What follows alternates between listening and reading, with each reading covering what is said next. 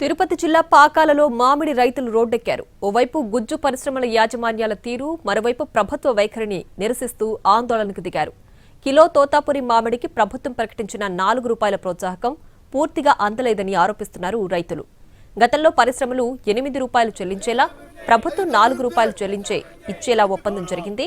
కానీ ఇప్పుడు ఆ ₹4 తమకు ఇవ్వట్లేదని ఆరోపించారు.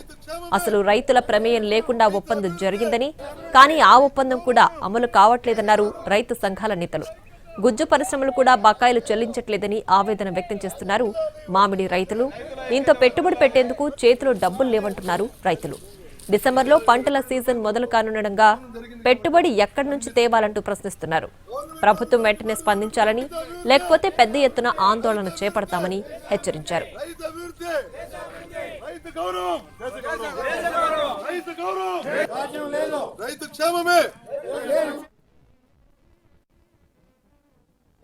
దీన్ని వాళ్ళు ఓకే చేయకుండా గవర్నమెంట్ మేము ₹4 ఇస్తాము, ₹8 అని వాళ్ళిద్దరి మధ్యలో ఒప్పందం జరిగింది. దీంట్లో రైతుల ప్రమేయం లేదు, మనకు తెలియదు. కలెక్టర్ గారు ఏం మాట్లాడారేమో మనకు తెలియదు. మనమేమనుకున్నాము, ఎవరిస్తే మనకేమి, మనం అనుకున్న ₹12 మనకు ఒప్పందం జరిగింది కాబట్టి 12 ఇస్తే చాలు అనుకున్నాం. సో జరిగిందా? జరగలేదు. గవర్నమెంట్ ఇచ్చిందా? ఇవ్వలేదు.